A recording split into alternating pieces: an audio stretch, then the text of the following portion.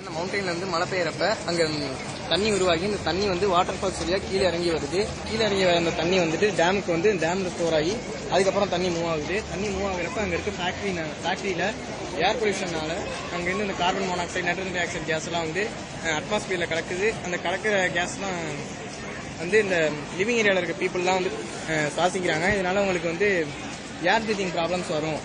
அதே மாதிரி இந்த ஃபேக்டரியில இருந்து வர இந்த பொல்யூட்டட் வாட்டர் வந்து அதே ரிவர்ல கலக்குது. அந்த கலக்கிற வாட்டரை தான் அந்த லிவிங் ஏரியா இருக்க பீப்புளை வந்து ட்ரிங்கிங் பர்பஸ், டெய்லி பர்பஸ்லாம் யூஸ் பண்றாங்க. இந்த மாதிரி யூஸ் பண்றப்ப அவங்களுக்கு அது மூலமாகவும் ஏதாவது பிரச்சனை வரலாம்.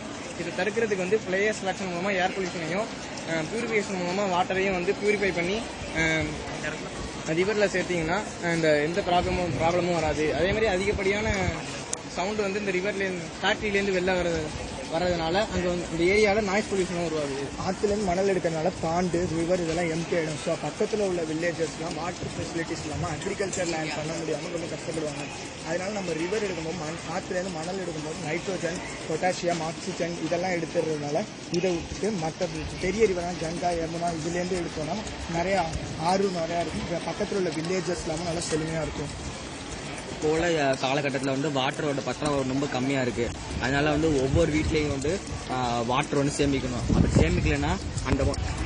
சேமிக்கலைன்னா விவசாயம்லாம் காஞ்சி போயிடும். ஒன்றுமே செழிப்பாக இருக்காது.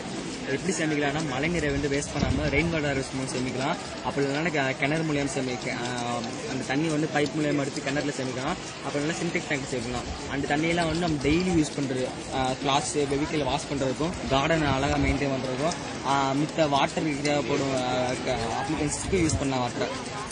ரிவர்லேருந்து வர தண்ணியை இப்போ நம்ம ரீசைக்கிள் பண்ணோம்னா நம்மளுக்கு வாட்டர் ஸ்கேர்சிட்டி இருக்காது.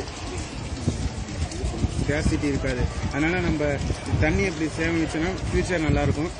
அப்புறம் இது ஃபார் எக்ஸாம்பிள் இந்த தண்ணியை நாங்கள் ரீசைக்கிள் பண்ணுறோம். இது பேர் டர்பைன். இந்த டர்பைன் வந்து சுத்த ஹீட் எனர்ஜி உருவாகும்.